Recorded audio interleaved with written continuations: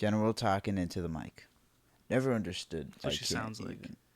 I can't. What do you mean you don't understand? You can't even. I mean, I understand I can't even something, but plain can't even. Dude, that's the thing is like you can't even you can't even blank, you can't even something, you just can't even, like you're done, you're speechless, so you just say I can't even. I don't know. We've done this already. Yeah, now we're Here we are again once more with our new microphones. Oh yeah. Right now we're doing the Return of the Jedi dissection. Yes, indeed. Final one. Yeah, so we've made it. The only dissections. I keep calling them dissections. I don't know what else to call them. They are dissections. Yeah. We are looking at the movies and breaking them down and just all around dissecting them. So the only ones that have these mics in use are going to be Jedi and the Force Awakens spoiler cast. Yes, the spoiler cast. So sorry for like they're going to sound a little bit different when you hop from each one, but good news is we're going to have 5 new pieces of content, coming up. If you're listening to Jedi and more coming soon. If you're listening to this for some reason first, the rest of the movies are up. As far as the original trilogy and Force Awakens is concerned, we got New Hope, Empire, Jedi, and Force Awakens. We also have a spoiler-free version of our reaction to Force Awakens, which is actually pretty cool. Talk a little bit about Force Awakens, while remaining spoiler-free. Trying to, anyway, desperately. Yeah, well, the thing is, we did the spoiler cast first, so we got it all out. You know what I mean? So the spoiler-free one is a little more tame. But we talked about Rogue One a little bit in that too, which is pretty cool. Yeah, I like talking about Rogue One. The idea of Rogue One really intrigues me. But that's not what we're here to do. No, that's not what we're here to do. Oh, God damn it! That is not what we are here to do today. Yes, indeed. Return of the Jedi. Oh yes. Now I said, if you haven't listened already, in the Empire Strikes Back podcast, is that that's one of my favorite movies, definitely my favorite Star Wars movie. But when I was watching Empire Strikes Back, I wasn't enjoying it as much as I normally do. And I told Jeff it was because I think the whole time I was watching Empire, I wanted to be watching Jedi.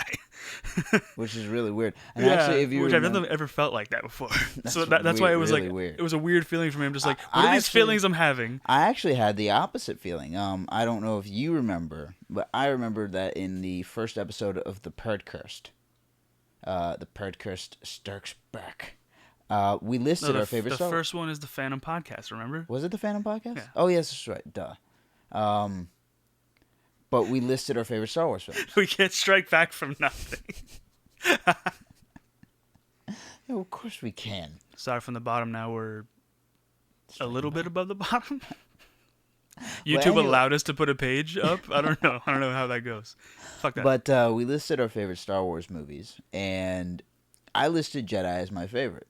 Mm-hmm. And you were really adamant about not forcefully, but just you just don't, you couldn't even, essentially. Well, I could, like, I did agree with. Yeah, because we like the final resolution, the conflict. What's weird is actually I haven't listened to that podcast in a long time, so I don't really know. That was mentioned. I know my feelings, but I don't know exactly what was said. Yeah, so. But the point being though is that when we were I now enjoy Empire so much more than I actually enjoy Jedi for whatever weird reason. I guess since I've had the movies. I got the movie for Christmas, so, I've had the movies, I've been watching them, and I just keep going back to Empire, and I keep listening to Empire. Like, last night I fell asleep to the commentary for Empire. I think Empire really opens the universe. It really does. Like, it really does. It describes the Force and the spiritualism, like, more so than the first movie. Or even Jedi. Yeah. I mean, like, it's that movie, man. It's so, like... It's so different from the other two in the trilogy. Jedi is a blend of New Hope and Empire, but it leans more towards New Hope for me. Jedi is the most lighthearted of the films. They all have humor in them, but New Hope is actually pretty depressing. Yeah, it is. Like, you see the skeletons. Like Empire is obviously the darkest, the most tragic one of all of them. But a lot of bad shit happens in New Hope, You know, like it is there. It's pretty sad, you know, compared to Return of the Jedi. Return of the Jedi is, you know, it's a It redemption. needs to be the happy ending. It's the happy ending. Yeah, You it know, the needs end to of a be a happy trilogy. ending. It's you know, a There's a sense redemption of story. closure. Yes, but but at the same time, what I really enjoy about Jedi is the final confrontation between Luke and the Emperor. That's like, is when you see the Emperor, the hologram in Empire, you know you're going to be seeing him in the next movie. Yes, and then you see him in the first. Yeah. Well, not maybe not the first scene. Not the first scene, but he's very close to the beginning. Well, when you have the Imperial March and Darth Vader's yeah, shuttle comes in, the and first scene is it's Darth Vader, it's not the Emperor. The Emperor Yeah. does come in later in that same landing hall. Yeah, I thought it whatever. was like one of the first scenes in the movie, but in the first scene, It's Darth Vader. Darth Vader's like the Emperor's coming here. This is the thing about that scene. And it's The just- first note that I wrote down when we were watching the movie was Darth Vader, for the first time to me, was actually frightening. When he got out of that shuttle, like I've always seen Darth Vader, and like when I first saw the movies when I was younger, like I don't really know how I felt. I just knew I liked Vader, thought he was really cool. You know, like everything in Star Wars was cool. I was never really frightened of him.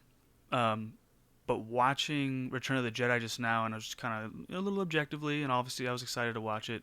That scene, man, he comes out like he has like that presence, you know, Yeah. like and how everyone reacts when he's around, and he's just scary, man. He's a powerful He's and very, scary guy. Very intimidating. Yeah, very intimidating is a- and is and a then good the accentuated by the dark side of the Force, which would induce fear.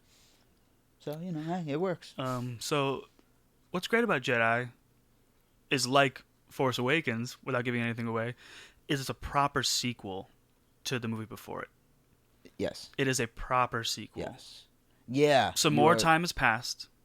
You know, obviously not as much time between Jedi and Force Awakens, but some more time has passed. You know, Luke has, gotten a little stronger. There's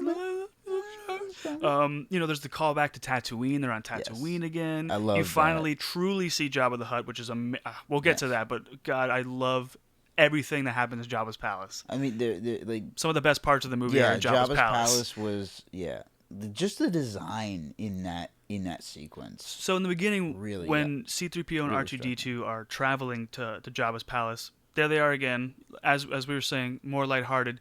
They're hilarious. They crack me up. C-3PO and R2-D2 crack me up. They're Abbott and Costello. They're great. They're the Abbott and Costello of the galaxy far, far away. What I love is how R2 is just so ballsy. Like he's not afraid of anything. No. Like I love like they're standing in front of the door and they knock, and then C-3PO's like, oh, no one's here, we'll just go. And then the camera comes out looking at him, asking him questions like, who are you, whatever. R2 just answers him. Yeah, and then C-3PO is talking to him, and then the little eyeball camera or whatever goes back into the building, and he's like, I don't think they're gonna let us in. He turns around, starts walking away, and R2-D2's just chilling there, just waiting. Yep. And the door opens, and before it's even finished opening, he just strolls on through into the dark hallway, not giving a fuck. Nope. R2. Now we're at Jabba's palace. Yes we are. And let me just say the atmosphere and the creature design in there is awesome. It reminds you of like one of those mobster speakeasies from the 20s. I mean, if Jabba the Hutt is sort of the equivalent to Al Capone and whatnot, you can imagine him just having like a nice, smoke-filled nightclub. Everybody's drinking. He's sitting in the biggest chair at the best, end of the club and whatnot. All cordoned off and whatever. Got a hot girl on him, and really you get this sense that you're surrounded by nothing but scum, and that's a very especially for someone as naive as C-3PO to walk into that. R2 though has seen war, he's seen battle, so that's why he doesn't give a fuck. C-3PO's been in the middle of some shit. Yeah, but he's always the one like ducking and running for cover. He's a protocol droid. As I was saying, about it being a callback. Yes. Like even all, like you said, like all the creatures in there and stuff like that. It's just like another cantina scene. Yeah, most. You know what I mean? Yeah. This one's obviously like prolonged. It's elongated. I guess that's a better way to say it. Because you see a lot of different creatures, and there are a lot of scenes in Jabba's palace. Yeah. Which every one of them is great. Like I said, some of the best parts of the movie are in Jabba's palace. When Luke arrives, and he refers to himself as a Jedi Knight for the first time Yeah, in the trilogy. that And I really love that, struck man. me. Yeah. He comes in and he looks very disciplined, self-disciplined, but he still has like that smart assiness about him. Yeah. He's in there just like, overly confident kind of. I'm gonna talk some shit because if shit does go down, I know I can handle myself. Like he's just he's overly Like, dude, when he confident. first walks in, like, first thing he does is choke out the freaking pig guards. Yeah, I love. I love that. He's just That like is so good. waves It's his just hand like, against the wall, and then he like, he'd be really good at Jabba the angles. Hutt motions over to Han Solo, Yeah. frozen in carbonite. I will And- not give up my favorite decoration. I love that line, even though it's in Jabba speak in Huttese. I don't know what the fuck he says, but it's like that. But the fact that he says, "I will not give up my favorite decoration," I love that. Yeah, like you see him in carbonite, and it's just like, how long has it been? You Yeah. know? How long could he survive? Well, I mean, it is sort of stasis hibernation, but still, like, Yeah. damn, It's just like you see him again in your mind. You're like, oh yeah, he's in frozen, some bro. Like what? Like, some shit went down. and what's cool about all this happening, like R2 and C-3PO getting there, and then obviously, Luke, and then Lando is in disguise, And so, as as well as and Leia. so is Leia, who eventually arrives. I love Leia's with Chewie. disguise, by the way. The voice and whatnot, all of that. It's a fucking rescue mission. Yeah, It's so it's cool. straight up. That whole Everybody's Jabba's working palace thing was a rescue mission, and that was really cool. They're rescuing Han And Solo. it really shows how much they need Han, how bonded they all are. Like it's sort of like if you have friends, you would do whatever you need to do to help your friends if they were in a scrap or in some sort of situation. They're doing the exact same thing, and I love that. And like, I agree with you. I love that that's the way this movie starts out. We need to get our friend back first. We'll worry about the Empire later. Let's get our friend back. And I like how much mystery and suspense are in like the first 30 minutes of the movie. Yeah. Like it's just very like it's very tense, man, and It's like I said, the atmosphere, and it's very ominous and suspenseful. I Yes. love it, man. Leia shows up in her bounty hunter outfit with Chewbacca. You have hibernation sickness. Your sight will Will return in time. That voice is one of my favorite voices in all of the Star Wars films. Just a little side note. I love the character reveals in this movie. Obviously, when Leia as the bounty hunter, thaws out Han, Yeah. pretty much, and he falls out, and then, he like touches her the mask that she's wearing, and he's like, "Who are you?" And she takes off the mask, and she's like, "Someone who loves you."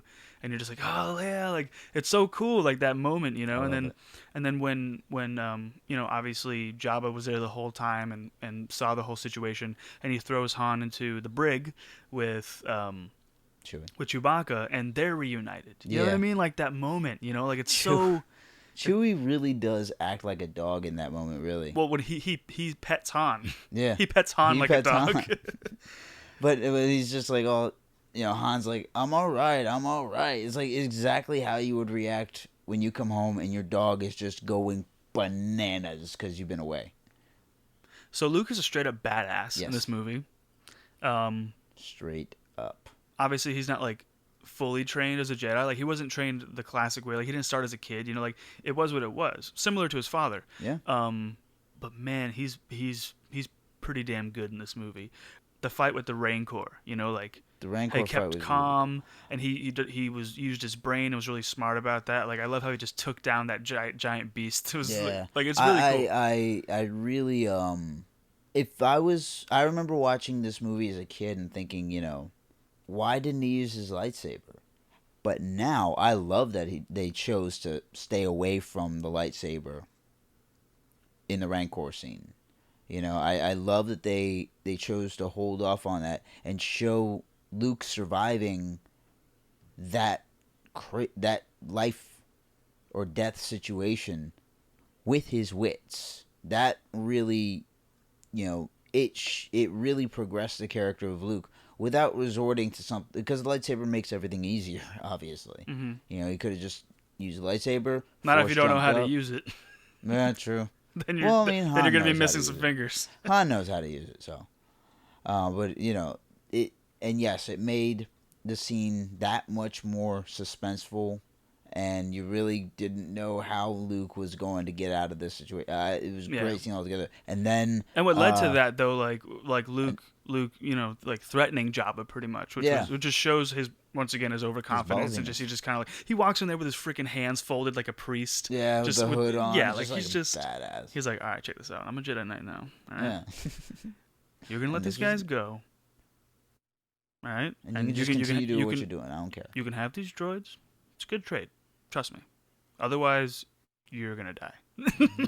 I mean, and even when in so many words. I mean, even when he's being dragged away, he's like, "You should have taken the deal, Jabba." Yeah, like he's just still saying shit, man. Talking shit. And the execution escape scene, when he's basically walking the plank. Great scene. Yeah, Luke just hacking away with his lightsaber. Yeah, loved it. And then obviously that infamous scene where he kicks the guy off the.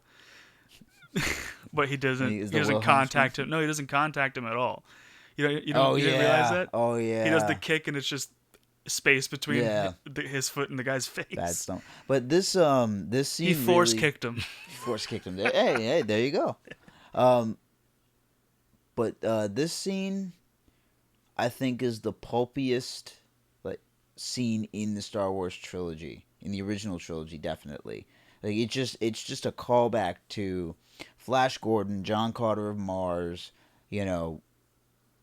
Rescue the damsel. You have a sword in your hand. You're swinging on shit, and it's a rousing adventure.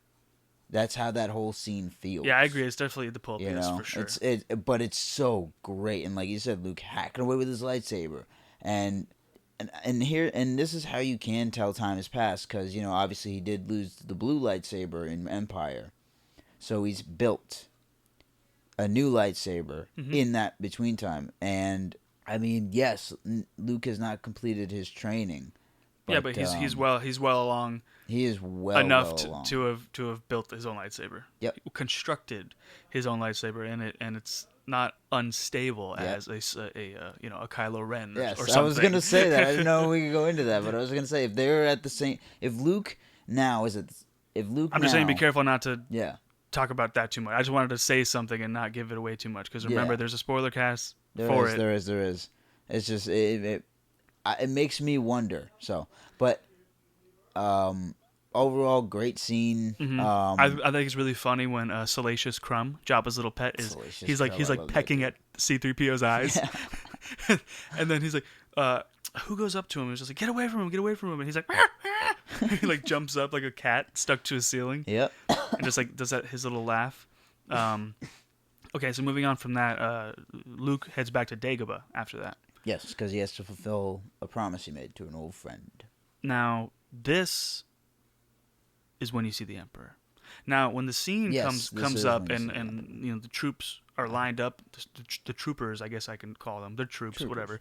Stormtroopers are lined up, and some officers are lined up as well. You really, really see, for the first time, the uniformity of the Empire. Yeah. They are a fascist army. Yep. Like they're just, I don't know. It's just seeing it like that. It's really cool.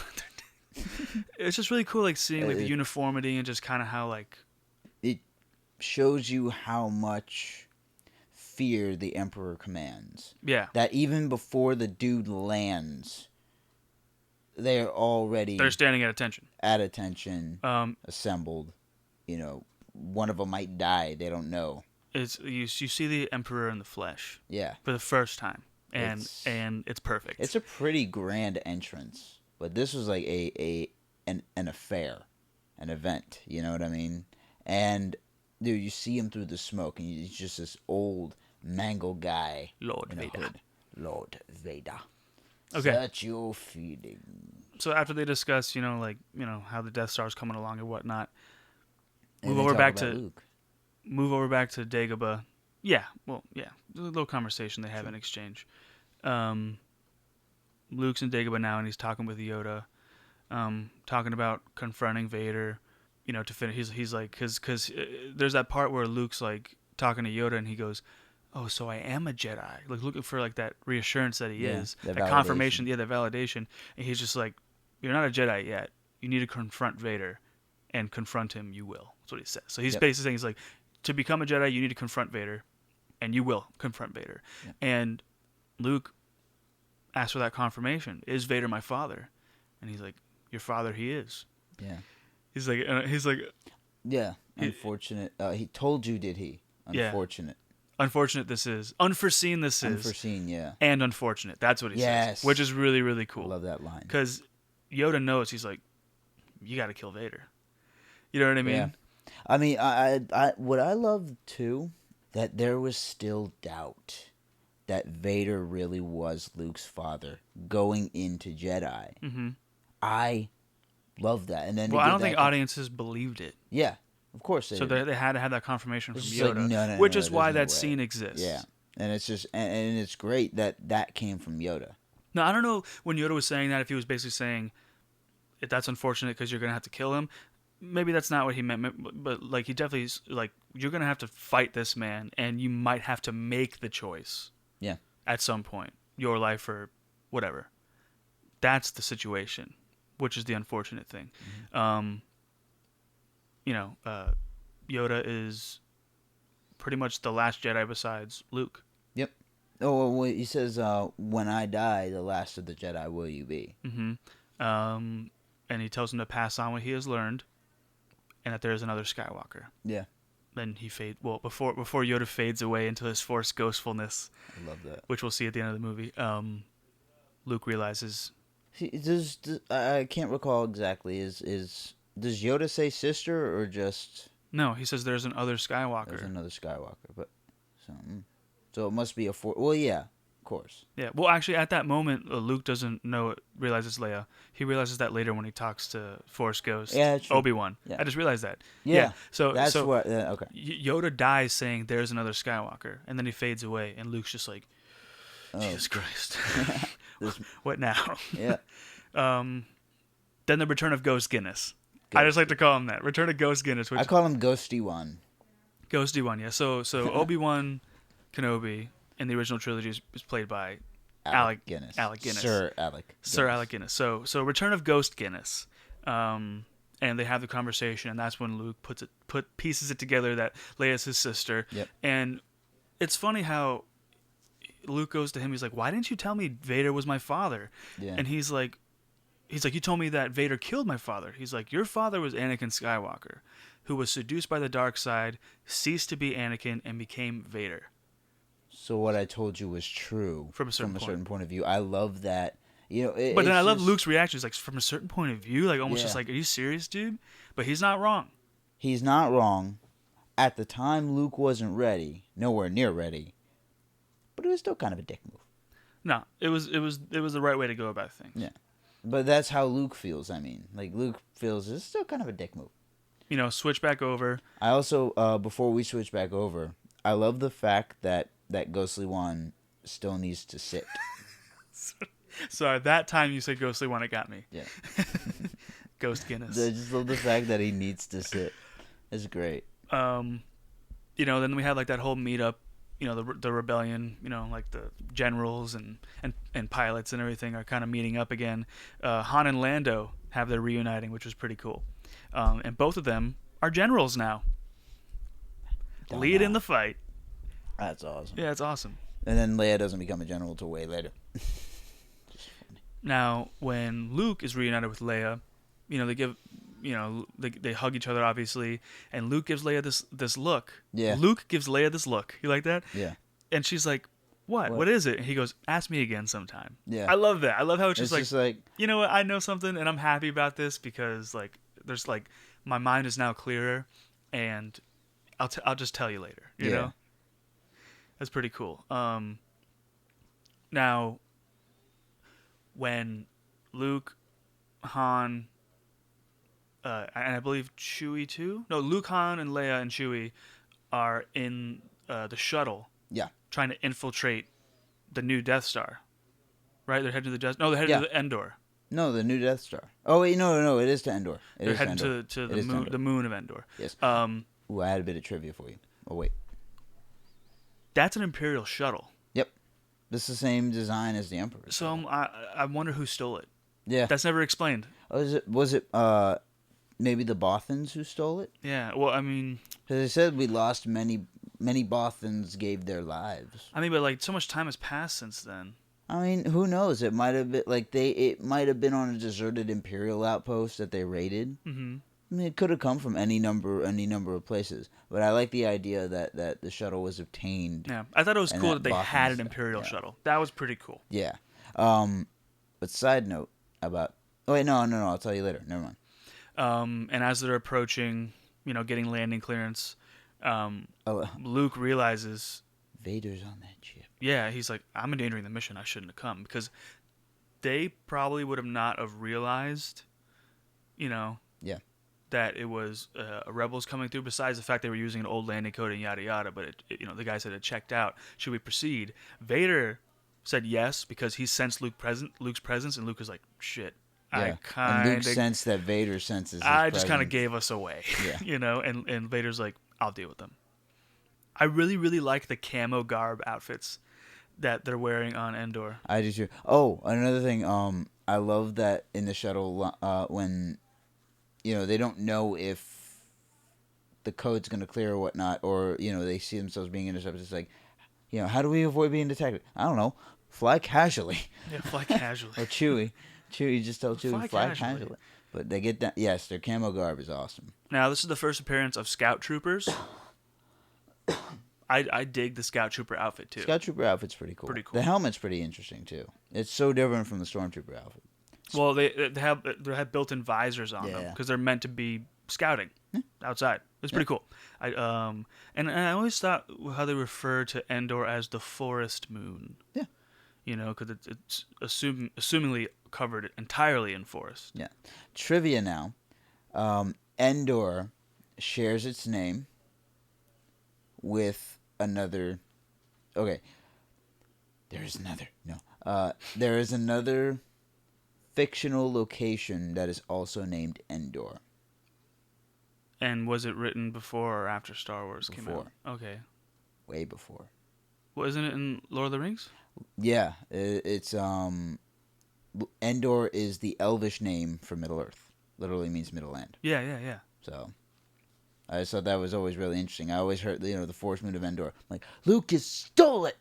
Because I'm a Lord of the Rings fan, he stole it! All right. Bastard. All right. Let's not get your panties in a twist, okay?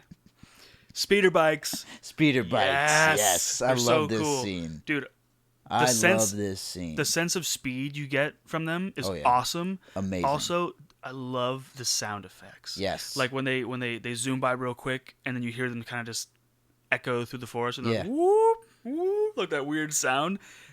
That is so cool. Like that's one of the coolest parts of the movie, I think really is. as far as sound design goes. I mean, we've spent so much of the movie up to this point moving at a pretty, kind of slow, but still moving along. It's been a nice pace. Things like, the movies come along, but now with the speeder bikes, you wake up and you really pay attention to it because you want to see everything is happening. What's so really cool about fast, and Jedi it's amazing. is the big juxtaposition, change in setting.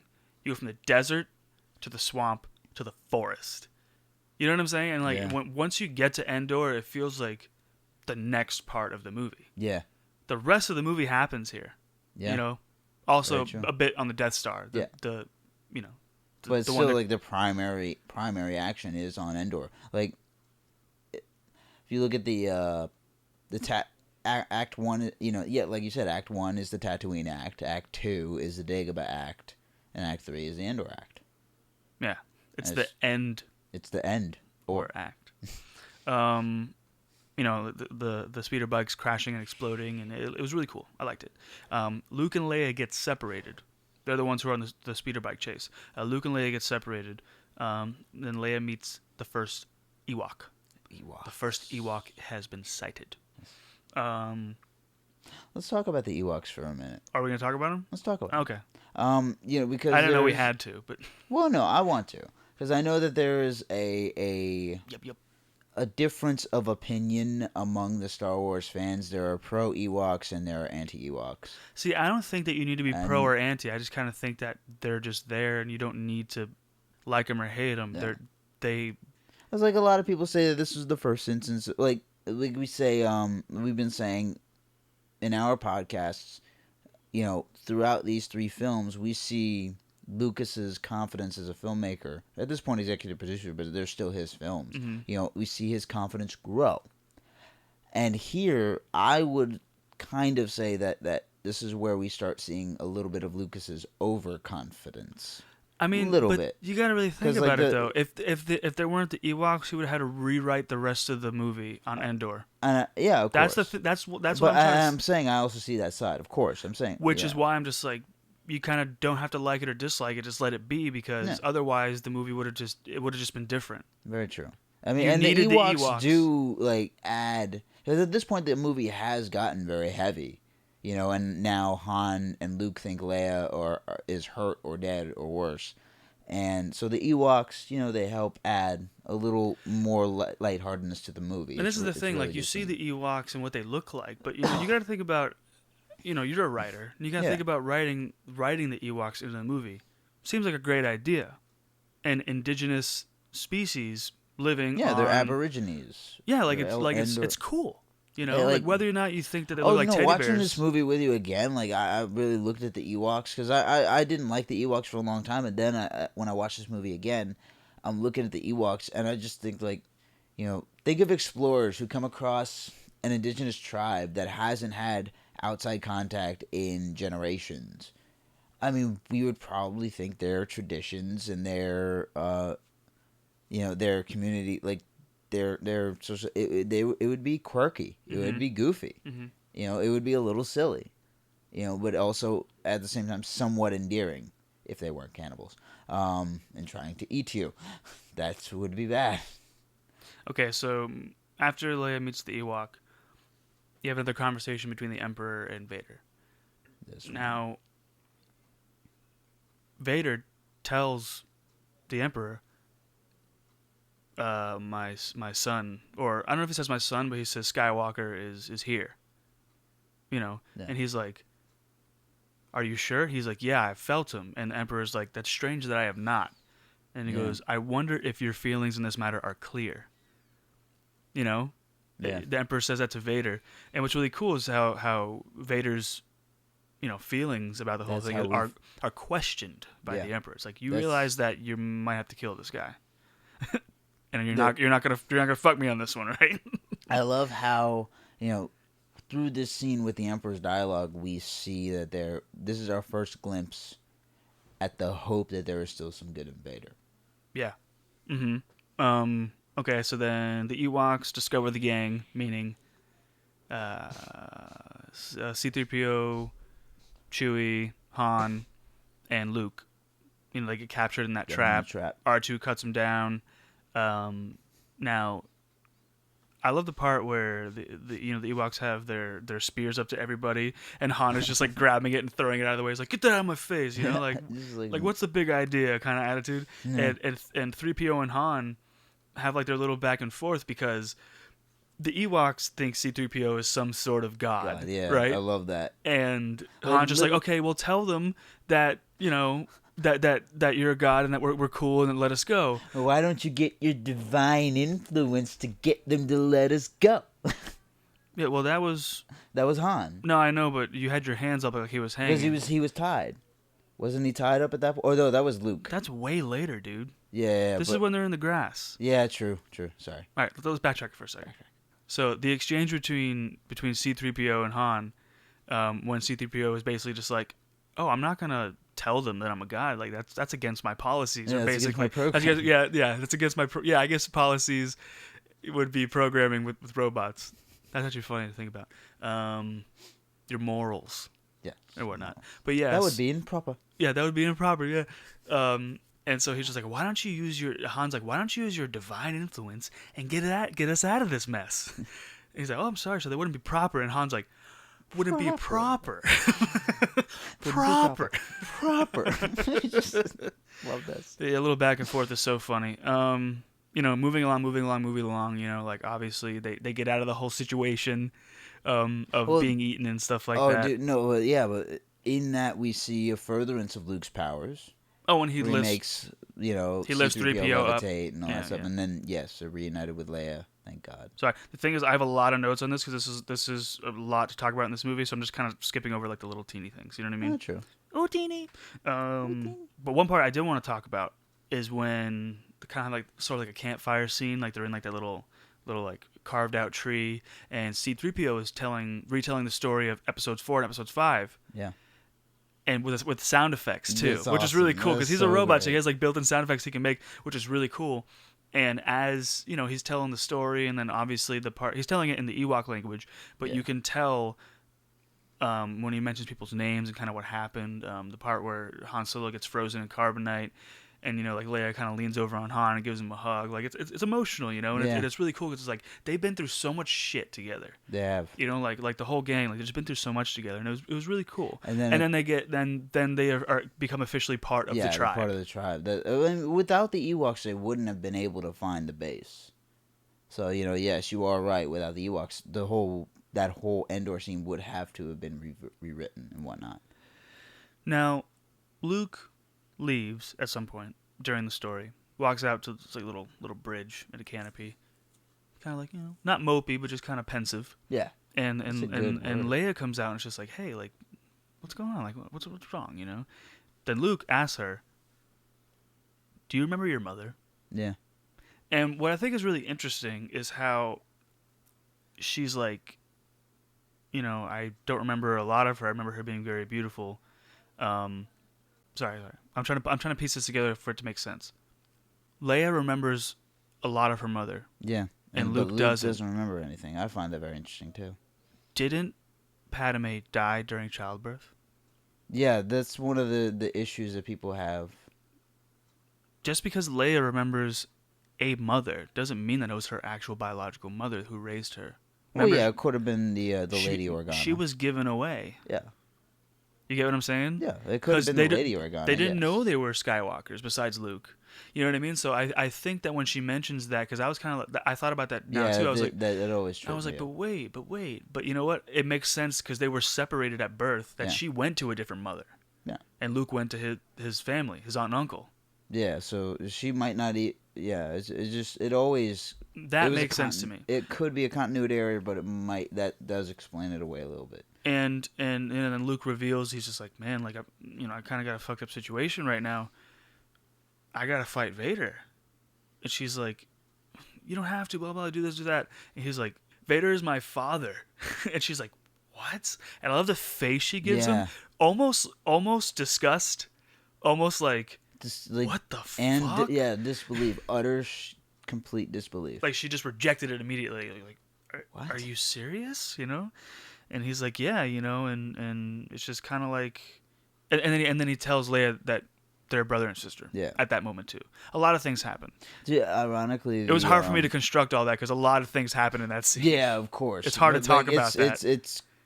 It's cool that the lines that Luke say to Leia, you know, the Force is strong in my family. My father has it. I have it. My sister has it. You know, they were in the Force Awakens trailer. Mm-hmm. You know, obviously they rearranged it. Yeah, that's the reveal. Oh man, it's great. And they rearranged it too. He's like, you have that. He was talking to Leia. You have that power too, and in time you learn to use it. You know, the Force is strong in my family. In the trailer, the Force is strong in my family. My father has it. I have it. My sister has it. You have that power too. Mm-hmm. It's just really interesting how Abrams took the dialogue and rearranged it. But that's a great sequence. And then Han comes out, you know, and immediately goes into jealous boyfriend mode. Yeah. He apologizes afterwards too. Of course, but it's just and then, always funny. And then Leia's like, hold me, and he's like, okay, well, she what's doesn't going on here? Yeah. Yeah. Oh, see, that's why I wrote here in my notes. The mother Leia speaks of is not Padme. Now after this scene, it's straight up like Luke leaves because he turns himself in. Yeah. He gives himself to Vader. Now, probably one of my favorite exchanges in the film. I love the this. conversation Vader and Luke have on the bridge. I love it. They're quote unquote enemies. It's supposed to be, yeah. And they're just standing there properly talking to each other. Because obviously Vader is supposed to bring Luke to the Emperor. Can't just see him and kill him, you know. They want him to join the dark side. That's the whole point. Yep. I love how they're just talking to each other. Yeah. Like that conversation is so It's interesting. very civil. Surprisingly civil. And Luke just pulling at Vader. You know, just like, There I is know good there's in good in you. He's like, I felt Father, I felt it. This could all be over. Just stop this. Pretty much like I believe in you. Yeah. And Vader just kind of brushing it off, saying it's too late for me. And there's that moment where Vader's has like that. You see vulnerability in Vader. Yeah, he's vulnerable. He's like, it's too late for me now. It's too late for me, son. Yeah, and he's like, he doesn't say it, but when he's the way that he says it, and he kind of leans his head down, like he has like that little shadow of a doubt. Yeah. You know what I mean? Oh, Like, yeah. I know he's doubting that there's light in him, but he knows there is. But he's He been dark. doesn't He's want been to- dark for so long that he's just like, that can't be possible. It's too late for me. I've gone too far. You know what I mean? Killed younglings. Yeah, and Vader says to Luke, he's like, well, Obi-Wan said the same thing to me, but Yeah. it's not true. I think the part is funny when Han and Leia, they try to break into the little outpost. Yeah. And the Ewok runs up, and he's like, oh, fuck, of course. He's just going to go ahead and ruin this for us now. And then he gets on the speeder bike and just steals it and leaves them an opening. I thought that was so funny. That was great. That was really, really funny. That was one and he of goes, not bad for a little fur ball. Yeah. And then 3PO's just like, I'll stay here. Because they all run up to the building. He's like, I'll just stay here. I'll chill. Like, I'll guard this tree, pretty much. And then we switch back. Sorry, I'm not really like talking too much about those parts because they're just kind of like, like in between. The meat and potatoes scenes. of it is Luke meeting the Emperor. Yeah. Once again, Luke being Luke, he states the Emperor's overconfidence. The Emperor's giving him these speeches and stuff like that, and Luke is just like, your overconfidence is your weakness. And the Emperor says, your faith in your friends is yours. Yeah. I don't know. I just love watching the good guys and the bad guys talk to each other. Yeah. I mean, I love the fact that the Emperor is essentially the biggest shit talker of all time. Oh, he's like, check this out, dude. Just all of this. Like, you're walking into a trap. Yeah. It's like, oh, I'm afraid this station will be quite operational. Like, just completely. No, he's like, we'll be quite operational when your friends arrive. And he's completely condescending. Completely condescending. Like, you really see to the depths of his vanity. And then the Battle of Endor ensues. And it starts in space. Yeah. But, because you see the battle starting in space, and then obviously it ends up on the ground because they have reinforcements. The Empire has reinforcements going down there and everything. This is a meaty movie, man. It is. There's a lot to talk about. The Empire has reinforcements down there, and Endor. Get your little chicken walk-ins, your ATSTs coming around. Chicken walkers. But then you got the Ewoks coming and battling, which is really cool. They did their part. Their part. Now, I think that's where people tend to get a little iffy on them because of how much damage they did to the Empire, but it works for the battle. Like, but they did. But that's the thing, though. They really didn't. They didn't do too much. The most damage they did was they tripped one of the ATSTs and they squished one. Yeah, with the logs. But as far as everything else, like they didn't. They didn't really do. They were a distraction. Yeah. You know what I mean? That was their whole point. Like the little dude jumping on the speeder bike, he's a distraction. Everything else is meant to distract the Empire. All right, back up into the Death Star. Yes. Luke is watching the battle from the space window. And the Emperor's just talking more shit, instigating, and Luke is poking and prodding.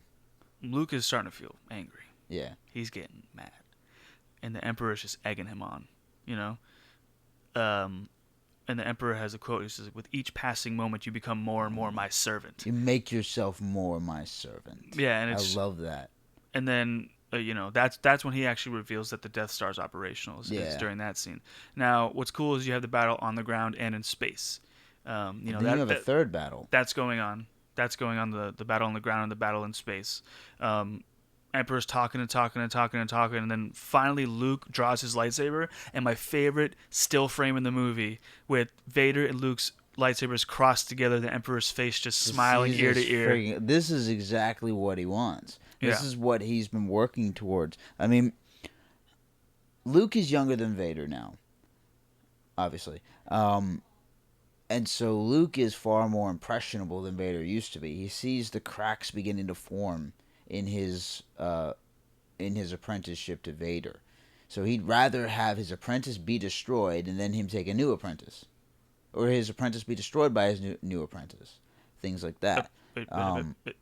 Yeah, I know, it's so confusing. I knew you know I know you knew. But I didn't. Yeah. I only knew that you'd know that I knew. Did you know that? Of course. Of course I did. So, Makes but too this much sense. like, and this is why I listed Jedi as my personal favorite Star Wars movie, is because of this scene, the final fight between Luke and Vader, and this is before we delve into that. I don't mean to interrupt that part because I do want to talk about that. That's the next thing. Real quick, the scene before that fight continues, before you see the rest of it, because remember after the lightsabers cross, it moves back to Leia and them. So Han is trying to open up the door to the outpost. Leia gets shot in the arm, and then but even though she was injured, she straight up. She just has a blaster. She's holding off the other stormtroopers, and then Han's just like, "I love you," and she goes, "I know." Leia solos solo. Yep. She's solo. I love it. I love it. That is one of the best things about in the movie. Okay, back to the lightsaber. Back to the fight. The fast and intense saber duel. This is probably the most emotionally charged confrontation in the original trilogy.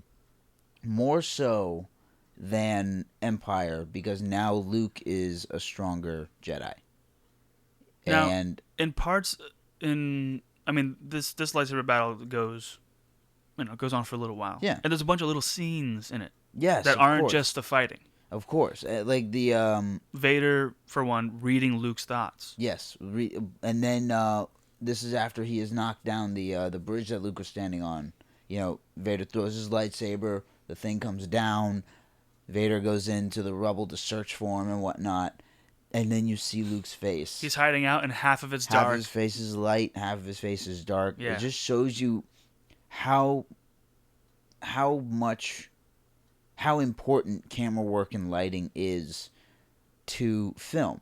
Mm-hmm. Like, you don't need a bunch of special effects for a scene to be the most effective that it can be. Like one shot with no special effects. Yes. And no dialogue can say 1,000 words. Indeed, picture is worth 1,000 words if you compose it properly. So Luke's sitting there, he's kind of hiding out, just taking a breather, thinking, and Vader's just like, come on. He's egging him on in a sense, and then he's reading his thoughts. He's like, come on, this is your destiny. When Vader is saying these lines, and I call them lines because he's repeating himself and he's reiterating, and when he says it this time, he almost seems like he's just reciting them now. Like he almost doesn't believe in them. He's like, come on, Luke, it's your destiny. That your destiny lies here with me. Let's rule the galaxy. Like, he's saying that because he was puppeteered to say that. And I think that it's just finally, when you say a word so many times, it starts not making sense. Yeah. I get like that feeling from Vader, like he's just saying it and he's just like going through the motions. You know what I mean? But then when he reads Luke's thoughts, he's like, you have a sister. You have a twin sister. And then he was just like, well, if I can't turn you, then I can turn her. Yeah. And that triggered Luke to jump up and just be like, no! He completely snaps. But Luke just snaps, and this is where he just drops all of his training, forgets about fighting like a warrior, and just goes to town on. Like, you just see him smashing. Yeah, well, he uses all of his strength. Yeah, and he just completely and then when he chops off Vader's hand, that's when everything just stops. Yeah, well, Luke stops and looks, and he's just like, then he looks at his bionic hand. Yeah. So I was trying to find the right word for that. He looks at his own bionic hand, and he realizes he's just like, I don't want to become this. I do not want to become Vader. So he puts his sword down, he turns to the Emperor, and he's just like, you've lost. Yeah, it says, I am a Jedi like my father before me. And then what I love best is that the Emperor, seeing this movie the first time, you wouldn't know. then the Emperor's, says, if you will not be turned, you will be destroyed. And then the lightning hands. Well, before that, what I really like is how he emphasizes something to Luke. Because Luke says he's just like, I am a Jedi. Like my father before me. I will not destroy my father. And then the Emperor looks at him and is just like, so be it. Jedi. Like Yeah. that. And he just like kind of throws it at his face. He's like, oh yeah? You want to, is that You is want that to how be it a is? Jedi, that's what you'll be. And then lightning hands. Lightning hands, yes. And Vader's just kind of watching Luke be destroyed, and Luke is crying in pain. Father, please, please, Father, please. And remember how you were talking about how you can see so much emotion in that still mask? Yes. Just by his motions and just kind of like what he's looking at or how he bows his head or whatever. So he's looking at Luke, turning his head, looking at the Emperor. Yeah. And he allows us to go on for a while, and then eventually he's like, I had enough of this shit. Vader lifts the Emperor in the air and throws him into the abyss. The abyss, yeah. But I want to stop here and because we've seen the specialized edition of Jedi, we've also watched the regular edition of Jedi. Having seen both of those, just to compare this one scene, because this was a scene that I'd always heard about, because I've only ever heard it with the with Vader's added dialogue, with the no. Oh really? Yes. Yeah, I hadn't seen it. I hadn't seen the original before. Oh my god. And then, but I ruined it for you. What do you mean? No. Well, you didn't know any ruin different, it. but Yeah. I'm just saying, like, how much better is it without? Oh that my no? god! That's what I wanted to emphasize on, is that when I watched this scene in the specialized edition, it was so much more powerful for Vader to not have that dialogue and to just pick the Emperor up and throw him down the shaft without a word. I always thought the no sounded stupid, like just the way it sounded. You know what's interesting is I don't remember ever hearing a no, and that's because I always watched it the regular way. Yeah. But even when I watched, the new cut, the thing is, maybe I didn't see that. I don't know. I never remember ever hearing a no. See, the thing is like there are two no's, in fact. Well, yeah, There's one where he's looking back and forth, he goes, no. And then when he picks the Emperor up, no, or whatever. Oh, really? Yeah. Oh, God, it's even worse. Yeah, exactly. I actually would have been fine with the one soft no.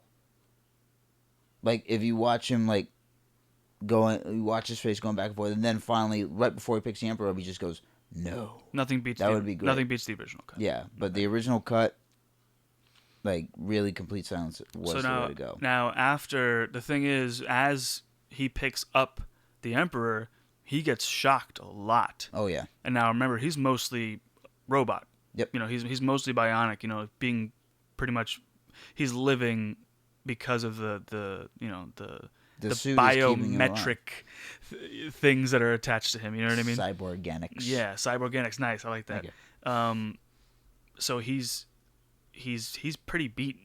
He's done. He's gonna die. That's what I like, is how his normal regular breathing, his respirator, if you will, has now turned into like a wheeze. Yeah, I love that. That was so great. Like you can not only see how damaged it is, you can hear how damaged it is. How fatal this is. Now I love Luke, trying to drag Vader into the ship so they can escape before the Death Star explodes, because it's falling apart around them. And Vader's just like, just leave me. And he's like, no, I'm not gonna leave you here. He's like, dude, it's too late for me. And he's like, take off my mask. And Luke's like, but if I do that, you'll die. He's just like, nothing can stop that now. I want to look at you with my own eyes. And I love when he takes the mask off and you finally get to see Vader. And I love how you didn't see Vader the entire time, aside like that one tease, until his demise, essentially. It's just like, I love it's the perfect redemption moment. It is. And you just see how frail and broken of a man this is. Mm-hmm. And he's facing death. Yeah. Certain death. Certainly. When he takes off the mask, I don't know if you noticed the little reprise of the Imperial March. Yes, I did. Soft... I mentioned that to you. It's just like a little, I don't know if it was somebody plucking at a violin or a harp, probably a harp, and it's just like, it's very beautiful. Yeah, it was. I love that little. It's really, really cool. Yeah. Now I love the shot of the reactor blowing up when it flies through the corridor.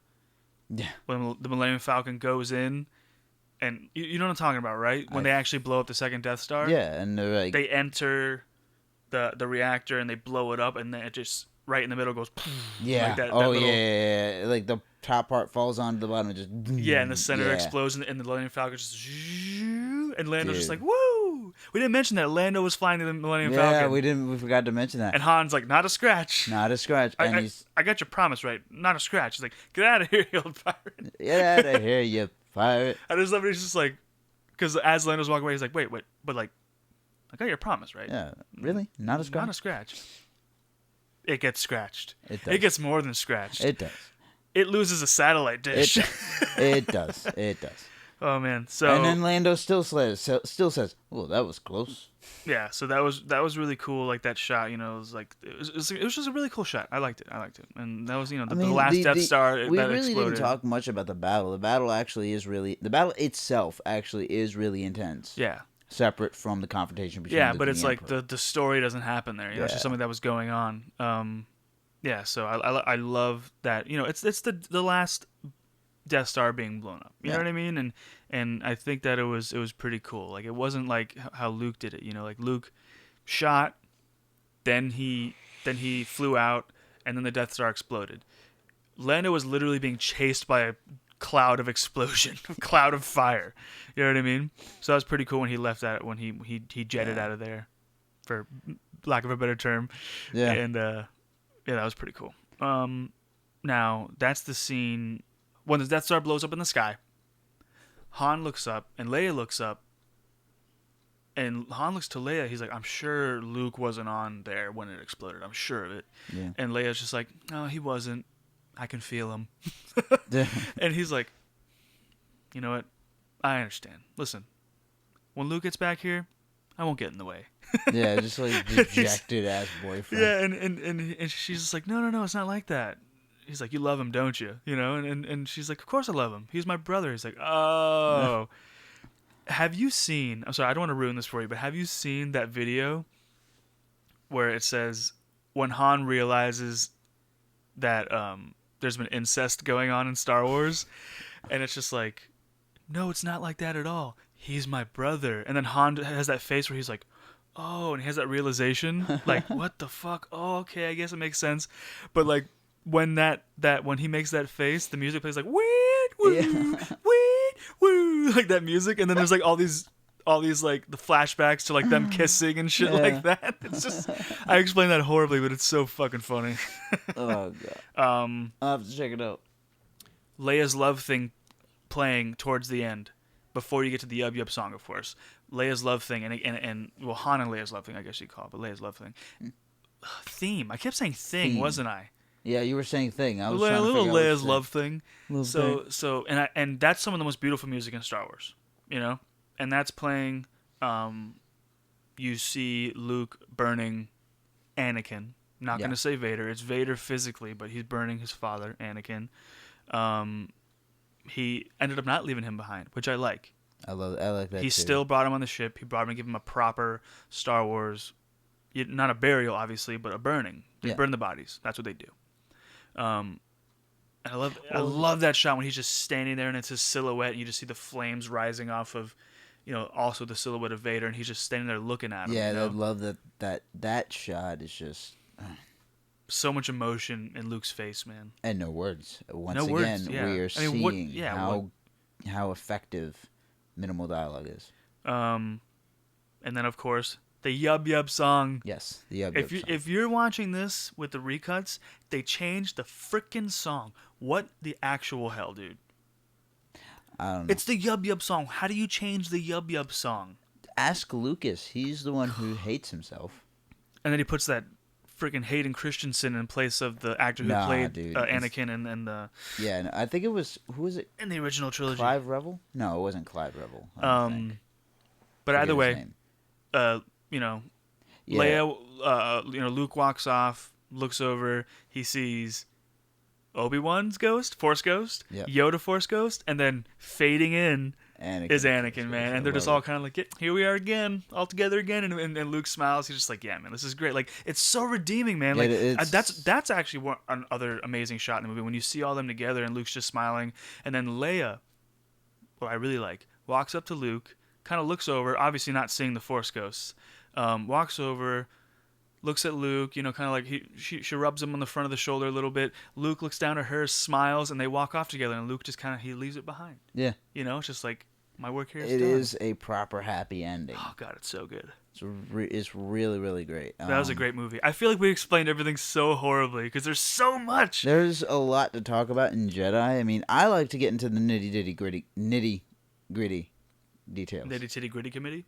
Yes, indeed. Nitty gritty titty committee. Pity the fool that acts shitty? In the midst of the conduit. But in terms of like design and camera work and all of that, that's what really intrigues me especially about Return of the Jedi, because, the way scenes are shot and the way scenes are acted out, that's what really advances the story, and it's not so much dialogue, it's characters' actions. It makes me wonder if, like, in between Empire and Jedi, if right after, Luke got his hand, he went back to Dagobah for a little bit to get more training, and then came back to Tatooine, and then came back to Dagobah again. There's probably a whole other interlude we don't even know about, because there's probably like a year between Empire and Jedi. Mm-hmm. A year. I'll give it a year. Yeah, who really knows? But it's just, like, just little things, like, the Rancor Keeper.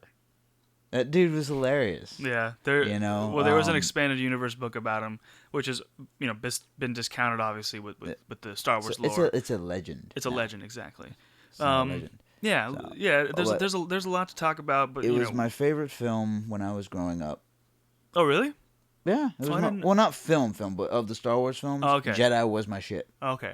And that's why I listed it as number 1. But now it might be 2 or 3. After Force Awakens has come out, because Force Awakens is obviously my favorite Star Wars film. Force Awakens is freaking awesome. So if you haven't seen Force Awakens, go see it. If you want to hear about it a little bit before you go see it, you can listen to our spoiler-free reaction to Force Awakens. If you've seen Force Awakens, we have a spoiler cast. If you want to hear our thoughts about it, kind of delve into the characters and story a bit there. Completely spoilerific on that one, so enjoy that. That's up right now, as well as our Empire Strikes Back dissection and our New Hope dissection. Everything is up right now. Go listen to it. If you liked this, if you enjoyed listening to this, like the videos, subscribe to our channel. We're going to have a bunch of content coming. Also comment on the videos. We want to hear from you just guys. Listen to this. Jeff was telling me to wait because he thinks that I was just going to shut off the whole thing after I said what I said. You weren't stopping. I wasn't stopping. I was thanking the fucking people. Can I thank the people? Can I thank the people? Of course you and can. tell them thanks for listening? Of course you can. Okay. I just thought, I was afraid. I know. I wasn't gonna... I want you guys to comment on our videos. I want you to tell us what you think of our reviews. I want you to tell us what you want us to review next. Yeah, we want to know what you want. Unless it's completely ridiculous and dumb. I'm just kidding. I'm just saying.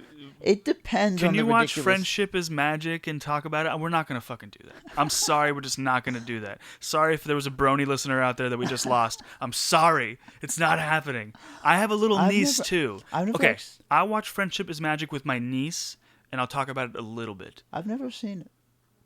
But you have no reason to have seen it. It's the new My Little Pony. Ah, okay. That's what it is. That's what it is. I have a little niece, though. I don't know. She has like these little unicorn, the Build-A-Bear things that are from the show. I don't even know if she watches the show, though. But, I mean, girls dig unicorns, I guess, right? Yeah, I guess. All right. So, remember, Jeff, I will never let you not say what you want to say at the end of a podcast. Have that faith in me, my friend.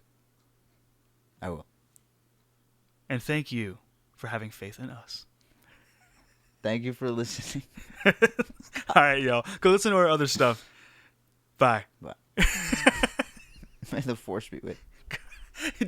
Don't say may the force be with you and then shake your head and turn the mic away. That's so sacrilegious. He's like, may the force be with you. I don't believe in this shit, but... Hokey religions. Nothing better. I thought it was a bunch of mumbo jumbo.